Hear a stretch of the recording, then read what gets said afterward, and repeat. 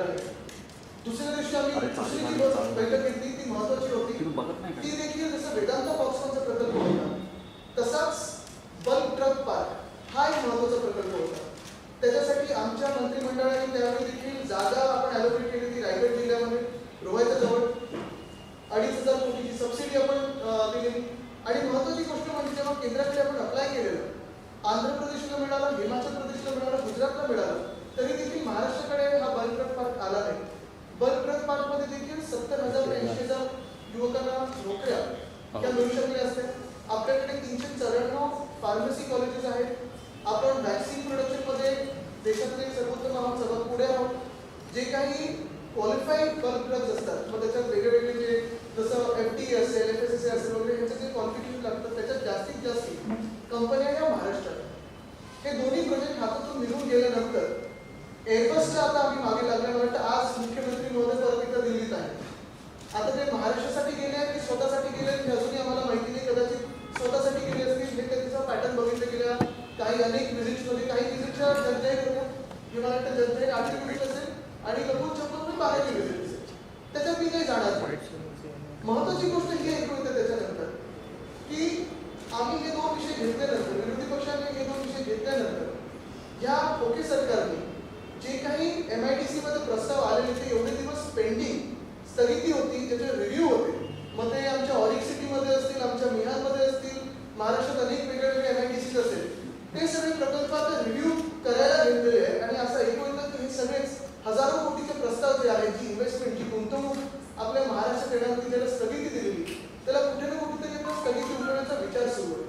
याच्यावर कुठेही क्लॅरिफिकेशन आलं नाही. की बातमी मला वाटतं 2-4 चॅनल्सवर ऐकली, मी 2-4 पेपरमध्ये वाचली, पण कुठेही आम्ही त्याच्यावर स्पष्टीकरण ऐकलेलं नाही. कुठेही लिस्ट किंवा यादी आलेली नाही आहे. किती असे उद्योग होते जे या महाराष्ट्रात आले होते महाविकास आघाडी सरकारच्या काळात, मध्ये या लोकांनी स्थगिती दिली खोके सरकारने. आणि ती स्थगिती किती गुंतवणुकीवर उठवलेली आहे, किंवा किती उद्योजकांवर किंवा किती उद्योगांवर उठवलेली. कारण महत्वाची गोष्ट हीच आहे, एखादी गुंतवणूक येते म्हणजे नुसतं आम्ही गुंतवणूक या दृष्टिकोनातून विचार करत नाही, तर या महाराष्ट्रात रोजगार किती वाढेल ह्याच्यावर विचार करत असतो. एकंदर जर बघितलं तर जसं मी त्या दिवशी देखील बोललो की गुजरात असेल, आंध्र प्रदेश असेल, हिमाचल असेल, कुठेही दुसरीकडे गुंतवणूक जाणं ह्याच्याबद्दल आमच्या मनात दुःख नाही. राज्यात आणि देशात सर्व जिल्ह्यांमध्ये, सर्व राज्यांमध्ये ही गुंतवणूक आली पाहिजे. सगळीकडे विकासाला संधी मिळाली पाहिजे, रोजगाराला संधी मिळाली पाहिजे. आणि त्यांचं नेहमीपासून स्पष्ट करून नाही. पण एखादी गुंतवणूक जसं वेदांत बॉक्स होतं, तिथे तळेगाव देण्यात ठरलेलं होतं. मला 1-2 चॅनल्सनी त्या दिवशी दाखवलं देखील की तळेगाव आणि दुसरी जी जागा आहे त्यांच्या दोघांच्या मध्ये फरक काय आहे, महाराष्ट्राने जी दिलेली सबसिडी होती आणि आपल्या चर्चात काय फरक आहे हे आपण सर्वांनी बघितलेलं आहे. बल्क ट्रक पार्कबद्दल मी ज्या काही गोष्टी सांगितल्या त्या देखील आपण बघितलं. आणि एअरबसचा जो विषय आहे तो आम्हाला मिहान नागपूरच्या आणायचा होता. त्याचा पाठपुरावा आम्ही मागच्या वर्षीपासून करत आहोत. तो देखील स्पष्ट आहे. आज तो विषय घेणार आहे तो थोडा ह्याला जोडून पण आहे आणि थोडा ह्याच्या पुढे जाऊन पण आहे. गेल्या 2 आठवड्यात आपण बघितलं असेल मुख्यमंत्री महोदयांनी MTHL इथे जाऊन पाहणी करून आले. जी आमची थोडी सवय होती प्रत्येक महिन्यात जाऊन पाहणी करायची आणि प्रत्येक आठवड्यात रिव्ह्यू बैठका घ्यायची. मी सतत बोलत होतो की या सरकारचं कामावर लक्ष नाही, तर ते थोडं दाखवायला ते MTHL ला जाऊन आले. खरं तर महाविकास आघाडीचे सरकार असताना 80% काम पूर्ण झालेलं आणि जे काही एक आजपर्यंत ओरिफोटिक लॉन्चिंग वगैरे आहे MMRDAचं ते झाल्यानंतर नोव्हेंबर पुढच्या वर्षीपर्यंत 2023 पर्यंत हे काम पूर्ण होईल. तसंच काल परवाकडे जाऊन कोस्टल रोडची पाहणी करून मला एक आनंद ह्याच्यात आहे की जे उद्धव साहेबांनी काम सुरू केलेलं साधारण 60% पूर्ण केलेलं काम होतं. आता कुठे ना कुठेतरी कदाचित आमच्यासोबत जे 40 लोक होते ज्यांनी गद्दारी केली त्यांना काम आमचं दिसायला तरी लागलं असेल. आणि मुंबईकरांसाठी असेल, महाराष्ट्रासाठी असेल, जी काही सेवा आम्ही करत होतो आणि करत राहणार ती थोडीफार बघायला तरी मिळाली असेल की काम कसं करायचं असतं. आता मी परवाकडे 63% काम कोस्टल रोडचं झालेलं आहे. खरं तर सरकार आमचं काढलं तेव्हा 60% काम झालेलं आहे. पण हे 2 असे महत्वाचे प्रकल्प आहेत. तसं तिसरा एक महत्वाचा प्रकल्प तो म्हणजे वर्सोवा बँड्रा सीलिंग फॅन. त्याचं काम आपल्याला माहिती आहे अनेक दिवस बंद पडलेलं होतं. आमच्या वेळी देखील जेव्हा आम्ही रिव्ह्यू बैठका घ्यायचो तेव्हा MSRDC कडून काही तातून उत्तर यायचं की आता असं करतं तसं करतं. तर हा एकमेव कदाचित असा फ्लायओव्हर किंवा सीलिंग होईल आपल्या वर्ली बँड्रा सीलिंगला ह्या काळात होता तिथे 4 टोल, एक नाही तर 4 टोल या मुंबईकरांना लागले जाणार आहे. कोस्टल रोडला एक सुद्धा टोल नाही. पण त्याच्याही पुढे जाऊन आपल्याला माहिती असेल की काही काळ हे काम बंद होतं. कामाची कंपनी बदललेली आहे. बदललेले आहेत. पण अजून धक्कादायक गोष्ट ही आहे की तिथे जाऊन मुख्यमंत्री महोदयांनी रिव्ह्यू घेतलाय की नाही आम्हाला माहिती नाही. पण जे मी सतत बोलत आहे की महाराष्ट्रातल्या लोकांना, मग ते कुठच्याही भाषेचे असो, कुठच्याही प्रांताचे असो, आपल्या राज्यात प्रत्येक ठिकाणून लोक येतात नोकरीची संधी करून. काल परवाकडे जो माझ्या डोळ्यासमोर एक प्रकार आलेला आहे, तो मी या कागदावर आणलेला आहे प्रिंट आउट करून, तो मी आपल्या समोर आणणार आहे.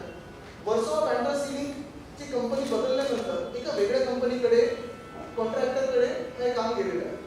कॉन्ट्रॅक्टरचं नाव घेणं न घेणं हे काही महत्त्वाचं नाही, कारण परत काय होतं, वेदांत फॉक्सकॉनवर जसं यांनी दबाव टाकला ट्विट करायला की आम्ही महाराष्ट्रात पण येऊ, असं ट्विट करून सोडून द्यायला, कदाचित ह्या कॉन्ट्रॅक्टर पण विषय टाकू शकतो. आता ह्या नवीन जे काही कंपनी आहे त्या कंपनीने जॉब इंटरव्ह्यूसाठी वॉक इन इंटरव्ह्यू ठेवले. जॉब कुठचे आहेत? प्रोजेक्ट मॅनेजरचे आहेत, प्लॅनिंग प्रोफेशनलचे आहेत, engineer to senior manager, marine फायलिंगचा आहे, QS अँड बिलिंगचा आहे, मरीन स्ट्रक्चरचा आहे, मरीन फॅब्रिकेशनचा आहे, प्लांट अँड मशिनरीचा आहे, QA/QCचा आहे, मरीन लॉजिस्टिक्सचा आणि मरीन सेफ्टी आणि एन्व्हायरमेंटचा. प्रत्येकाला क्वालिफिकेशन मॅन्डेटरी काय आहे? तर BTech, BE, डिप्लोमा सिव्हिल, म्हणजे साधारणपणे सिव्हिल इंजिनियर ही जी साधी सोपी, अर्थात म्हणजे सोपी म्हणजे काही पास करायला सोपं नसतं, त्याचं मेहनतीचं काम असतं, पण ही जी डिग्री आहे ह्या महाराष्ट्रात अनेक ठिकाणी तुम्हाला दिसतील की इंजिनिअरिंग कॉलेजेस आहेत, त्याच्यातून चांगली मुलं बाहेर पडलेले. कोस्टल रोड असेल, ह्या सर्व ठिकाणी चांगलं काम आपले इंजिनियर्स करत असतात. आणि मी नुसतं हेच बोलतोय की महाराष्ट्रात देशभरातून स्वप्न घेऊन लोक येत असतात. संधी इकडच्या स्थानिक भूमिपुत्रांना मिळाली पाहिजे, कारण प्रोजेक्ट कुठचा आहे? वर्सोवा बँडर सिलिंग. पण वॉक इन इंटरव्ह्यूज कुठे आहेत? Ramada plaza, Chennai. म्हणजे काल परवाकडे संभाजीनगरमध्ये येऊन जे आम्हाला मुख्यमंत्री महोदय सांगत होते की आम्ही हिंदुत्व सम्राट बाळासाहेब ठाकरेंची विचारधारा सोडून दिलेली होती, भूमिपुत्राला न्याय नाही दिला, मराठी माणसाला बाहेर काढलेलं आहे. आज ह्या जॉब इंटरव्ह्यूसाठी ते सगळीकडे आले. हे मी बघितलं की महाराष्ट्रात कुठेही या जॉब इंटरव्ह्यूसाठी वॉकिंगसाठी संधी नाही. ना ठाण्यात आहे, ना मुंबईत आहे, ना नागपूरमध्ये, ना नाशिकमध्ये, ना कोल्हापूर, ना नांदेड. आज आपण बघत असाल त्या दिवशी उपमुख्यमंत्री महोदयांचं मत देखील नाशिकात झाला, कारण त्या तरुण मुलांना नोकरी पाहिजे होती, रोजगार पाहिजे होता. वेदांत फॉक्सकॉनचा विषय आणि बल्ट्रक पार्कचा विषय हाच आहे की आपल्या राज्यामध्ये वेदांत फॉक्सकॉननी 1 लाख नोकरी आणल्या असत्या, बल्ट्रक पार्कने साधारण 70 ते 80,000 नोकरी आणल्या असत्या. तसंच हा जो विषय आहे हा तसा बघितलं तर सोपा आहे, साधा आहे, खूप छोटा विषय, एका कंपनीचा विषय, एका प्रोजेक्टचा विषय आहे. पण हा विषय एवढा महत्त्वाचा आहे कारण हा विषय देखील डायरेक्टली मुख्यमंत्री महोदयांकडे गेले 7 वर्ष जे खातं आहे, MSRDCचं खातं आहे, त्याच्यातला विषय हा आहे. आणि माझा प्रश्न हाच आहे की जसं चेन्नईमध्ये वॉक इन इंटरव्ह्यू, चेन्नईमधलं जे सरकार आहे, DMKचं सरकार आहे, ते उत्कृष्ट काम करत आहे. मग आर्थिकदृष्ट्या असेल, पर्यावरणासाठी असेल, मी रोज बघत आहे, त्याच्या फायनान्स मिनिस्टरचे इंटरव्ह्यूज देखील बघत आहे. आणि तिकडे जर हे काम असतं आणि इथे जर इंटरव्ह्यू असतात तर तिकडच्या देखील भूमिपुत्रांनी किंवा तिकडच्या देखील राजकीय पक्षांनी विचारलं असतं की अरे जर आमच्याकडे काम आहे, चेन्नईमध्ये काम आहे, तर मुंबईत इंटरव्ह्यूज कशा? आणि तसाच माझा प्रश्न आहे की जर हे वर्सोवा बँडर सिलिंगचं काम असेल, एवढे वर्ष प्रलंबित असेल, अजून कुठेही उत्तर आलं नाही की किती टक्के काम झालेलं आहे. तुम्ही आमच्या कामाकडे गेलात, आमच्या सरकारच्या कामाकडे गेलात, बघितलं, कौतुक केलं, आनंदाची गोष्ट आहे. पण हे महाराष्ट्रातल्या तरुण तरुणींचं जे आर्थिक खच्चीकरण चाललेलं आहे, महाराष्ट्राचं जे इकॉनॉमिक आयसोलेशन चाललेलं आहे, ह्याच्यावर कुठेतरी आम्हाला सरकार. जसं मी सांगितलं ना की हेच जर इंटरव्ह्यूज आज चेन्नईमध्ये, मुंबईमध्ये, दिल्लीमध्ये, लखनौमध्ये, लुधियानामध्ये असते, तसंच आमच्या कोल्हापूरमध्ये असते, तसंच आमच्या नांदेडमध्ये असते, संभाजीनगरमध्ये असते, तर कुठेही आम्हाला काही वाईट वाटलं नसतं. पण याचा अर्थ हाच असतो किंवा होतो की मुंबईमधलं जे काम आहे, जे एवढ्या वर्षात पूर्ण करू शकले नाही किंवा सुरुवात देखील करू शकले नाहीये, नवीन कंपनीला दिल्यानंतर कुठेही त्याच्यावर काही उत्तरं नाही. ती कंपनी कोण आहे, कुठून आली, काय आली, ह्याच्यावर आम्हाला प्रश्न पण विचारायचे. पण पुढे जात असताना जॉबसाठी आमच्या महाराष्ट्रातल्या मुलांनी किंवा इथे जे सगळ्या देशातून, सगळ्या राज्यातून मुलं येतात आमच्या महाराष्ट्रात, स्वप्न घेऊन येतात रोजगाराचे, त्यांनी इथे वॉकिंगसाठी का संधी दिली? आणि मग ह्याच्यातून 2 गोष्टी स्पष्ट होतात. एक, हे सगळं जे चाललेलं आहे ते मुख्यमंत्री महोदयांच्या सहमतीने चाललेलं आहे. आणि जर नसेल तर मुख्यमंत्री महोदयांचं लक्ष आहे तरी कुठे? जे मी सांगितलं ना की जो धांगडधिंगा चाललेला आहे एकंदर, कुठे काही गद्दार आमदार गोळीबार करतात पोलीस स्टेशनमध्ये, कुठे दमदाटी करतात, कुठे इंडस्ट्री टेक आउट करण्याचा प्रयत्न करतात. पण ह्याच्यावर सगळं लक्ष थोडं कमी करून, कारण अजूनही मी बघतो त्यांच्याकडून ट्विट्स असतात की आज ह्याचा प्रवेश आणि त्याचा प्रवेश, हे राजकीय प्रवेश ठीक आहे, ते करून घ्या, आनंदाने करून घ्या, माझं काही म्हणणं नाही. पण आपल्या महाराष्ट्रात रोजगार कधी प्रवेश करेल, रोजगाराच्या संधींचा कधी प्रवेश होईल, हा सगळ्यात मोठा प्रश्न आहे. आपल्याला ह्याच्यावर काही विचार आता तरी जे काही मला दिसलेलं आहे इंटरनेटवर, ह्यांच्या कंपनीच्या वेबसाईटवर असेल किंवा जे काही कन्स्ट्रक्शन प्लेसमेंट वगैरे याच्या साईट्स असतात, एकच शहरात अजून तरी वॉक इन इंटरव्ह्यूज आहेत आणि हे इंटरव्ह्यू 25/9/2022 संडे 9 ते 4. म्हणजे जर कोणाला जायचं असेल इंटरव्ह्यूसाठी इथून वर्सोवा बँड्राच्या सिलिंगसाठी काम करायला, तर हे सरकार त्याचं तिकीट काढून देईल का?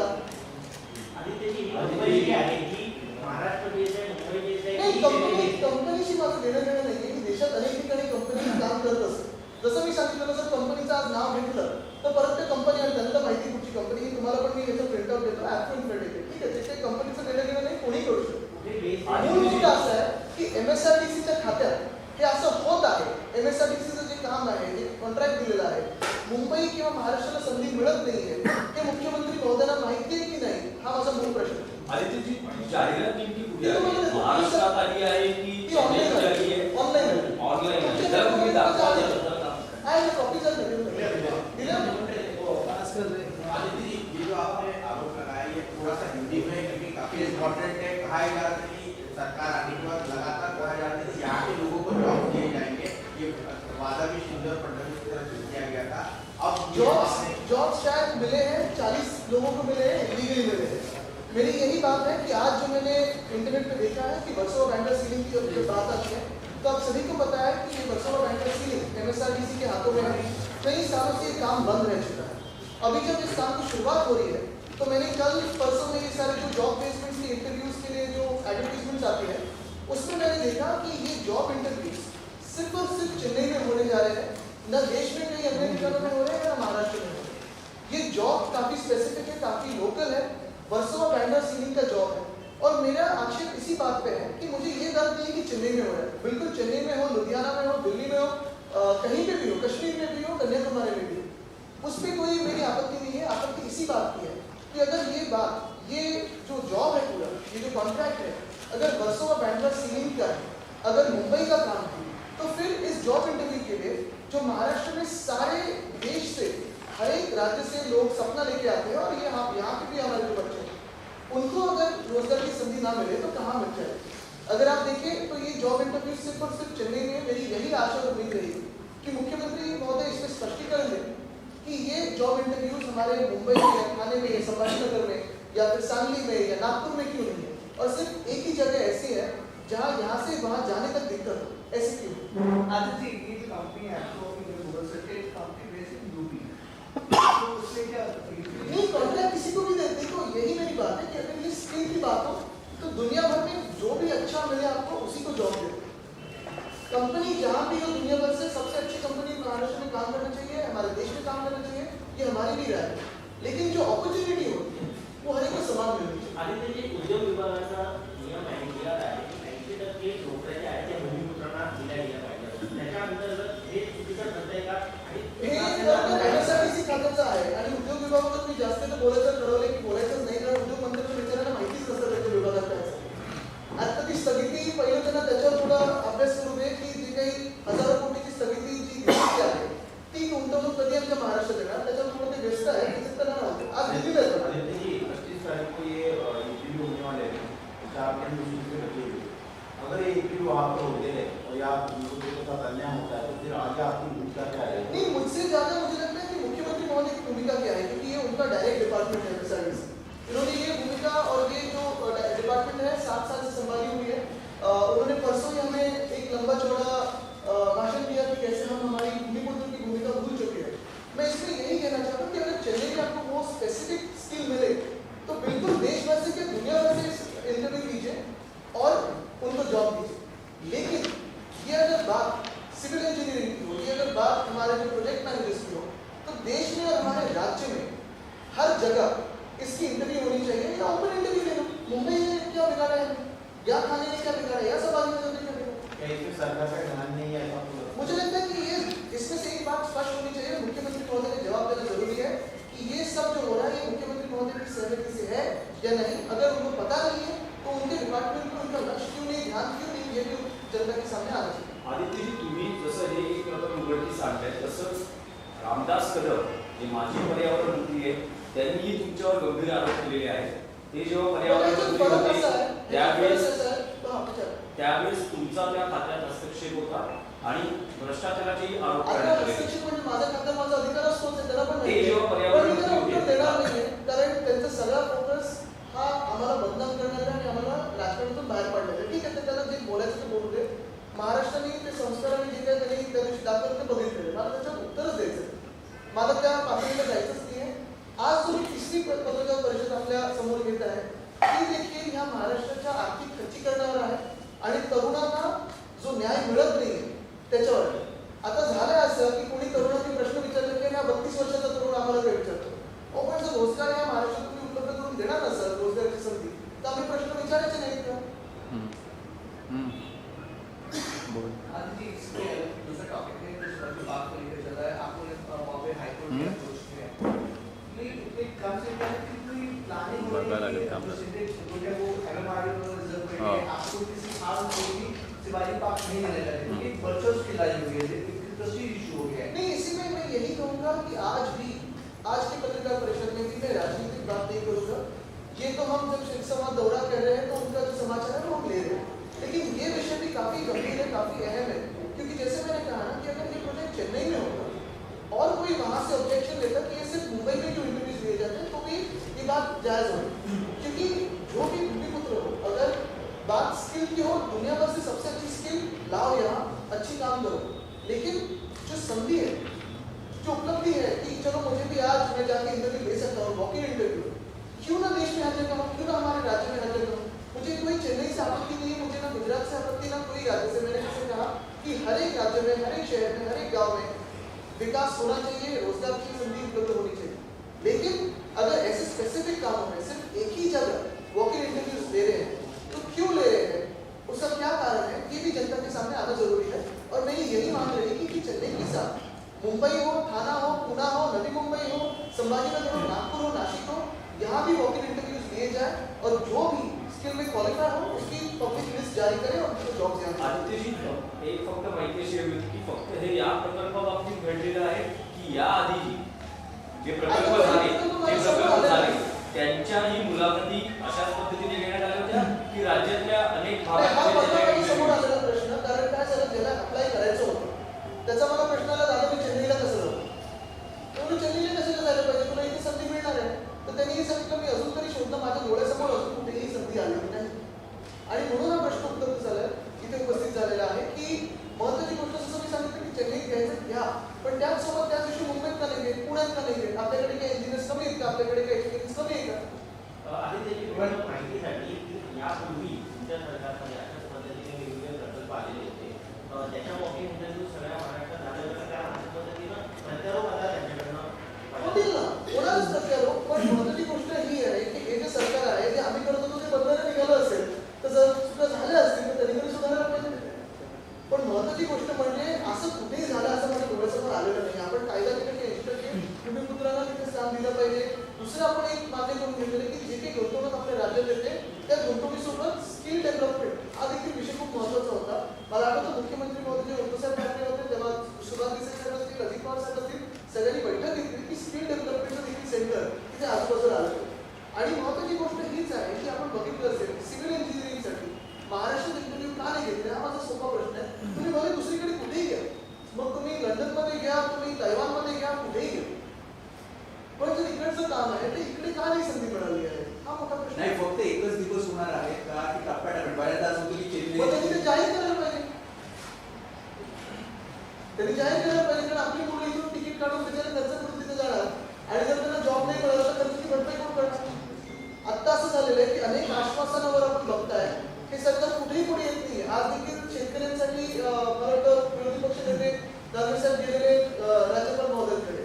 तसंच दहीहंडीचं कालचं पण विषय मला वाटतं एका चॅनलवर आलेला आहे की जे काही दहीहंडीला खेळाचा दर्जा देणार होते, इन्शुरन्स देणार होते, जे काही देणार होते घोषणा करून झाली पण पुढे काही झालं नाही.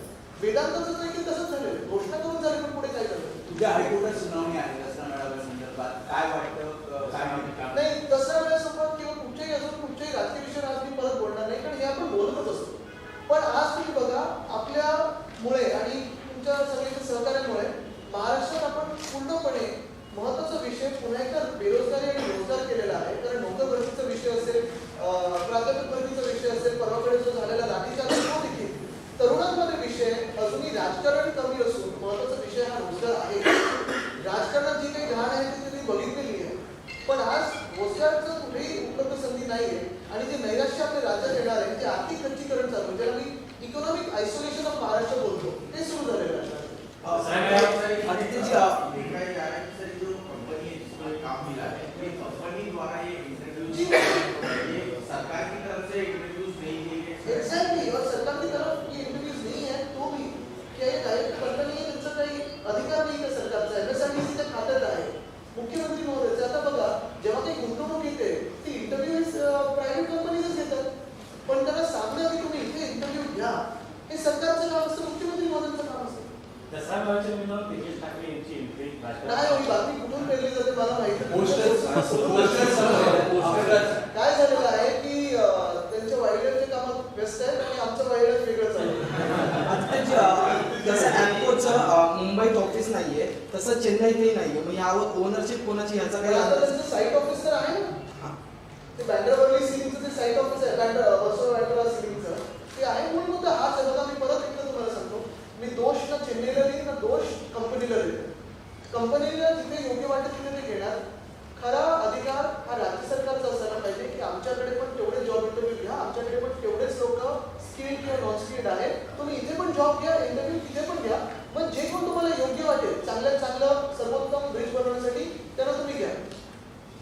हा माझा विषय आहे. दुसरा विषय म्हणजे हे असं होत आहे, हे मुख्यमंत्री महोदयांना माहिती आहे की त्यांचं लक्ष नाही, हा देखील विषय आहे. आदित्य जी आपण त्याला काही निवेदन देणार का इथे ते कंपनी निवेदन द्यायला असलं पाहिजे नाही, त्याचं परत दिल्लीला कुठे जाऊन निवेदन? मुख्यमंत्र्यांना कंपनी इथे आहे नाही, त्याने इंटरव्ह्यू निवेदन कुठे आहे? आज मी काय स्पष्ट आंदोलन बाहेर करणार आहात का? नाही, पण आंदोलनाची वेळ कसं दिलं पाहिजे? जर हे मुख्यमंत्री एवढं भूमिपुत्रांबद्दल आम्हाला त्या दिवशी बोलून दिलेलं आहे, त्यांनी एवढं आम्हाला सांगितलेलं आहे जनजाहीरपणे, मग हा सोपा गोष्ट आहे. आणि खरं तर हे त्या सरकारने सांगायला पाहिजे की ठीक आहे तुम्ही तिथे इंटरव्ह्यू घ्या, इथे घ्या. आदित्य जी ये संडे को होने वाला है, जैसे कि आपने भी कहा कि पता नहीं कि इसके आगे और फेजेस होंगे, तो अब आप क्या चाहते हैं कि संडे को हो और बाकी जगहों पर भी हो, कि जब तक क्लैरिटी नहीं आती है तब मुझे लगता है तक सीएम साहब से एक क्लैरिफिकेशन आना जरूरी है कि ये अगली जगह होगा कि नहीं. महाराष्ट्र में इतने जो हमारे इंजीनियर्स हैं, जो इतना अगर आप देखिए उसमें कोई टेक्निकल चीज भी है, 5 साल का एक्सपीरियंस होता है, इतने सारे जो प्रोजेक्ट्स होते हैं, तो फिर महाराष्ट्र में क्यों नहीं इंटरव्यूज दिए जा रहे हैं? और सीएम साहब बताया कि उनको ये पता है कि नहीं कि एक ही जगह है. और बात ऐसी होती है की कधी-कधी असं सांगितलं जातं आप पुढच्या टप्प्यात, पण तो टप्पा येईपर्यंत चांगली लोक याच्यात मिळून गेले किंवा इकडून तिकडे बिचारे कोण गेले, खर्च करून गेले आणि मग खर्चाची भरपाई करतो. तेच म्हणतोय तारीख जवळ आली आहे, मग तुम्ही समजा मुख्यमंत्री काय बोलतील किंवा नाही हा विषय, त्यानंतर तुमची शिवसेनेची भूमिका काय असणार? आज आपल्या माध्यमातून मुख्यमंत्री महोदयांनी सांगितलेलं आहे, आता त्यांना ठरवू दे त्याच्या आंदोलन कोणाचं आहे. Sir, you are trying to say that concerted efforts are being made to isolate Maharashtra as a state economically. Of course, it's a worrying trend, but are you also blaming this government to just being No, I'm saying this government is absolutely negligent of sustainable development and progress in Maharashtra. It is only focusing on dirty politics, and that is what is going on. Even today, the Chief Minister has gone to Delhi for himself, not for Maharashtra. Looking at Vedanta Foxconn, the way the project went away from us, looking at the bulk drug park, both these projects should have come meritoriously to Maharashtra but went away. Had this been the MP government, we would have pulled both the investment here, because in the past 2.5 years, with the same central government being in place and the MP being in place, we pulled in almost 6.2 lakh crores of investment into Maharashtra. In Davos, we pulled in 80,000 crores of investment. Now what has happened is basically two major projects of almost 1,70,000 job opportunities have gone away from Maharashtra. Likewise, what I hear is there was a stay on all the investment that had come into Maharashtra from MIDC, and now the stay is being reviewed. So we don't know how many industrialists or industries will even stay in Maharashtra, looking at what is happening and looking at the political pressure being exerted on it.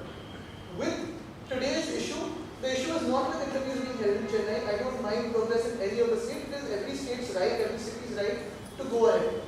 Our issue is why is it only happening in one city which is outside the state of Maharashtra, when the project is very, very local to Versova, Bandra, ceiling. Do we not have civil engineers in Maharashtra? Do we not have skill in Maharashtra? I am all in favor of bringing in the best skill, the best expertise from all around the world. But when there are opportunities for interviews, why not have the interviews also in cities of Maharashtra, be it Mumbai, Pune, Thane, Navi Mumbai, Nanded, Sambhajinagar, Kolhapur, Nagpur? Why not then? Why have it in only one city? And if at all there is another opportunity, why not declare it at the same time? Because we'll have many more people who want those jobs spending on the tickets, on the stay, going to those job interviews and probably not getting a job interview, losing their pocket money. That is the problem. And with this, we are seeing a new phase of a double engine where one engine, which is a local engine, has failed and is leading Maharashtra into economic isolation. And that is the bigger problem. And also, could you speak about the Dussehra rally issue? I know that you're not. I'm not speaking about politics today because see, politics is a medium to work for the people. Today, what is important is our state government or whatever this arrangement is, I don't call this a state government, it is unconstitutional. This arrangement of governance is absolutely not at all focusing on governance. Had it been the case, we wouldn't have lost out on Vedanta Foxtrot, we wouldn't have lost out on the Palikat Park, we would be chasing Airbus more actively, we would be chasing this job interview, which is as simple as a job interview opportunity, more actively. Had the Chief Minister looked into his own department with more concern. त्यासोबत एक तुम्ही आता राज्य प्रमुखांची बैठक देखील घेतलेली आहे कारण याच्यावर शिंदे गटाकडून सगळ्या गावाकडे की 21 राज्य प्रमुख हे आमच्यासोबत आहेत काय नेमकं सत्य आहे त्यांनी दावा बायडन यांचं पण केलेलं आहे पण काल परवाकडे जिथे ज्यांना बोलवलं गेलं आणि फोटो पण काढले गेले ते आज सगळे इथे आलेले आहेत ते सगळे तुम्हाला पण सांगतील की कसं बोलवलं जातं आणि फोटो कसे काढले. आदित्य एक महत्त्वाचा विचार राजकारणामध्ये स्त्री सन्मानाविषयी पंतप्रधान बोलतो. आपल्या 2 वर्षाच्या कालखंडात अनेक महिलांची कार्यकिर्द परवा दिवशी रामदास कदम यांनी जे बोलले तुम्ही सुषमा अंधारे प्रेस कॉन्फरन्स घेतली की आम्ही केवळ हा शिवसेनेचा वाढा पण त्यांच्या विरुद्ध काही गुन्हा दाखल व्हावा यासाठी शिवसेना काही करतात. मला वाटतं त्यांनी जे बोललेलं आहे आपण बघितलं असेल कुठच्याच कोणाला पटकलं नाही त्याचा समाचार घ्यायचा आणि खरं तर तिथे जाणार पण नाही कारण मला त्या पातळीला जायचंच नाही. मला माझ्या संस्कार वेगळे झालेले आहेत. आज मी महाराष्ट्राच्या प्रगतीबद्दल बोलत आहे कुठेही राजकारणाबद्दल बोलत नाही. ठीक आहे राजकारण जे घडत असतं आपण बघितलंय घाणेरडं राजकारण आपल्या राज्यात चालू आहे पण आज देखील शिवसेनेने किंवा आम्ही आज सकाळी शेतकऱ्यांबद्दल आम्ही गव्हर्नर साहेबांना भेटलो राज्यपाल महोदयांना भेटलो आज ह्या रोजगारासोबत बोलत आहे रोजगाराबद्दल बोलत आहोत. महत्त्वाचा विषय हाच आहे की कोणीही महाराष्ट्रावर लक्ष देऊन नाहीये आणि आम्ही विरोधी पक्ष म्हणून महाराष्ट्राचा विषय धरून धरलेला आहे कारण रोजगार महिला सन्मान असेल किंवा जी काही प्रगती आम्ही महाविकास आघाडी सरकार म्हणून करत होतो ती आज सगळ्याला स्थगिती मिळाली. आदित्यशी पण एक ग्रामपंचायत निवडणुकीचा निकाल लागलेला आहे सातत्याने हे बघायला मिळत आहे. त्याला दोन विचारायचं आहे की बाळासाहेबांचा तो विषय पूर्ण नाही केला. बाळासाहेबांचं नाव ते शिवसेना म्हणून घेतात त्याच बाळासाहेबांबद्दल आणि मासाहेबांबद्दल विषय हा राजकीय विषय नाहीये. आज स्पष्टपणे नुसतं या रोजगारात बोलूया. आदित्यची ग्रामपंचायत निवडणुकांच्या निकालांमध्ये हे दिसून येतं आहे की शिवसेना ही पिछाडीवर जाताना दिसते. भले महाविकास आघाडी भाजप आणि शिंदे गटाच्या आगे पुढे असल्याचा जो दावा केला जातोय पण शिवसेना मागे आहे असं का होतंय कारण ह्याचं स्पष्टीकरण जे काही आता जे काही अनालिसिस ते बोल विश्लेषण होणारच आहे पण महत्त्वाची गोष्ट हीच आहे की आज इथे आपण बघा आमचं पूर्णपणे फोकस हा राजकारण नाहीये पण देशाच्या आणि राज्याच्या प्रगतीवर आहे. महत्त्वाचा विषय आज हाच आहे की कोणाला किती सीट्स मिळाल्या कोण सरकारमध्ये सरकार कसं बनलं हे सगळं लोकांना जनतेत झालेलं की खोके सरकार आहे पण हे खोके सरकार असून राजकीय जे काही उड्या मारायचा प्रयत्न करतात ते असून देखील आमचं लक्ष हे जनतेवर आहे आणि असंच आहे.